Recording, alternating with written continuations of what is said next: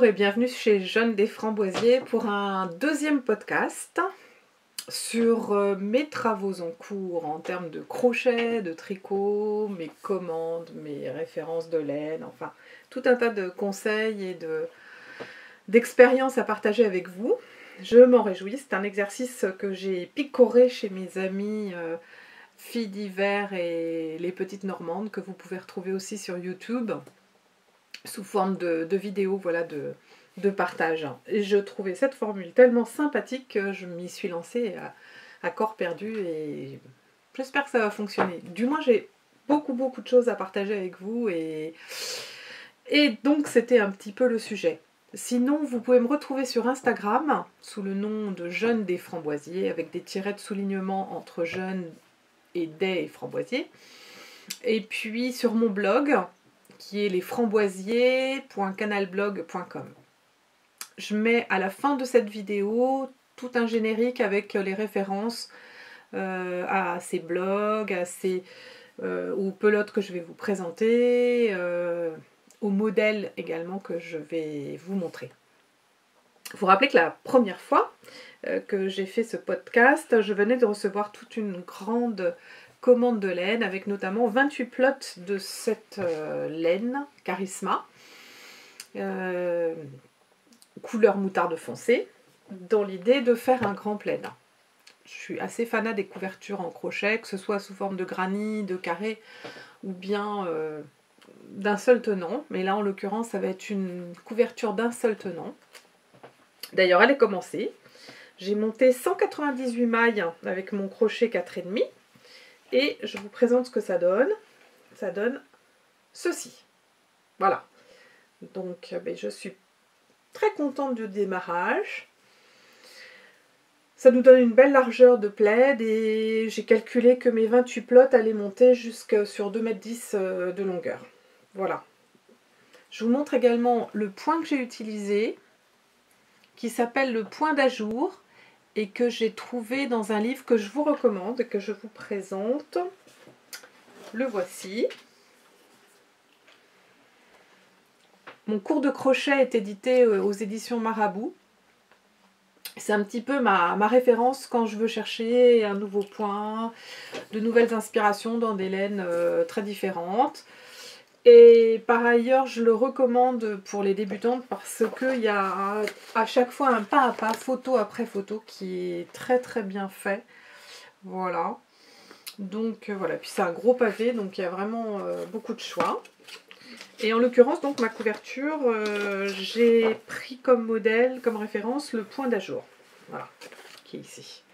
Donc qui est une alternance entre des brides à l'unité et des brides 2 par 2. Donc ça donne un joli résultat. Je suis très contente. Voilà. Il monte très vite, parce que j'en suis déjà à ma 3e pelote, alors que je passe pas le week-end non plus à crocheter, mais voilà. Alors dans la couleur moutarde, puisqu'on y est, je vais vous présenter un autre fil que j'ai utilisé pour commencer un châle. Alors ce fil-là, il a été teint artisanalement et je l'ai acheté donc chez Féfil. Féfil, elle teint ses laines, de très belles laines d'ailleurs, à la main et ça donne des coloris bien, vous voyez, un peu, comment dire, qui changent, qui sont pas tout à fait uniformes, voilà, qui sont pas uniformes et que j'aime beaucoup. Donc là, pour faire ce petit bout de châle qui n'est pas terminé, il y a quand même un écheveau entier, 400 mètres. Donc heureusement que l'aiguille en fait arrive bientôt. Je vais aller sur le stand de Féfil me compléter ma laine pour pouvoir terminer ce châle. Alors ce châle, c'est un modèle de chez l'atelier de Flora dont j'ai déjà parlé la dernière fois. L'atelier de Flora, ils sont à Bourgoin-Jallieu, mais on peut commander en ligne. Elles ont des modèles de châles que j'adore, que je vais vous montrer d'ailleurs. Donc celui-ci qui s'appelle Jolie Chèche, que j'ai déjà fait avec une autre laine, le voici. Jolie Chèche, qui est très joli, comme son nom l'indique. Et Jolie Chèche, ici, il a été crocheté en 3,5 avec la laine qui est fournie dans le kit de l'atelier de Flora, qui est la 1000 coloris Baby. Donc là, en fait, il y a 4 pelotes de 1000 coloris Baby. Atelier de Flora, en 1000 coloris Baby, mais j'avais déjà fait un autre châle qui s'appelait Jolie Mélodie, que je vous présente, voilà. Crocheté en 3,5 aussi. C'était pas interminable, hein. Pas interminable. J'ai trouvé très très agréable à faire aussi comme modèle, voilà. Voilà le résultat. Alors un petit conseil, moi, que je vous donne quand vous avez des modèles, des fiches modèles que vous avez achetées ou que vous avez voilà, téléchargées. Moi, je les imprime, je note exactement ce que j'ai utilisé comme laine, parce qu'on n'a pas forcément utilisé la laine préconisée par les explications, dans les explications. Et du coup, moi, je me fais un classeur avec toutes mes fiches, le crochet que j'ai utilisé, la laine que j'ai utilisée, le nombre de plots, etc. Ah tiens, voilà, Dragon Belly Shawl, ça c'est un autre que je suis en train de faire, que je vous présenterai à l'occasion, qui est une grande étole qui est sympa aussi à faire. Donc voilà. En cours, aujourd'hui, je voulais vous présenter encore autre chose, un autre projet que j'ai démarré il y a quelques temps, que je n'ai pas tout à fait terminé, dans un autre fil, vous allez voir.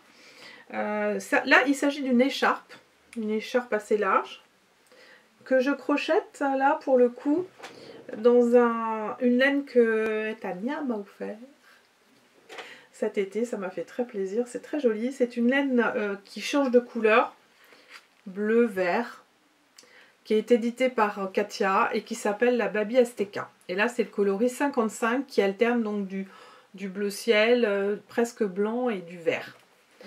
Alors là, pour le coup, ce point, je l'ai pioché dans un bouquin en anglais. Je ne saurais pas vous donner les références. Mais bon, pour faire simple, c'est une alternance de brides, de petits paquets de brides et de mailles filet. Voilà, je ne sais pas si on voit bien. Donc voilà, ça c'est la Baby Azteca de chez Katia. Et je la crochette, pareil, en 3,5. Donc c'est assez petit, hein, mais finalement cette laine est tellement souple que l'écharpe garde toute sa souplesse, toute sa légèreté. L'avancement de mes travaux que je vous avais présenté dans mon premier podcast, ça donne ceci. Voilà. Ça c'était justement le modèle de Bourgoin-Joyeux, de l'atelier de Flora. La Jolie Mélodie. Bon, il n'a pas beaucoup avancé parce que je me suis occupée de ma couverture. Et voilà. Qu'est-ce qu'il y avait d'autre à vous montrer? Je crois que c'était tout. Il me semblait que j'avais autre chose. Bon, voilà. Non, c'était l'avancement des travaux du moment et les petits conseils. Non, je sais. Voilà, je sais. Je voulais vous présenter un autre châle que j'ai crocheté cet été en laine Flora. Voilà. Un très beau châle. Je suis très contente. Il est magnifique. Alors, la Flora, pour rappel, c'est une laine toute fine de chez Drops. La voici. Et elle se crochette normalement en 3, vous voyez. Mais ce châle, je l'ai fait avec un crochet plus gros. Et c'est bête, mais j'ai pas noté. Donc si je dois le refaire, c'est un peu idiot. Il va falloir que je fasse quelques petits essais. Donc ce châle, crocheté en Flora, c'est un modèle de chez Drops que vous pouvez télécharger gratuitement donc sur le site de Drops. Et il s'appelle Carmen. Voilà, ça c'est le modèle Carmen. Et bien là-dessus, il ne me reste plus qu'à vous dire à très bientôt pour un nouveau post. Et puis, n'hésitez pas à me laisser vos commentaires ou vos questions. Je serai contente de vous lire et de vous répondre. Bonne semaine à tous, à bientôt.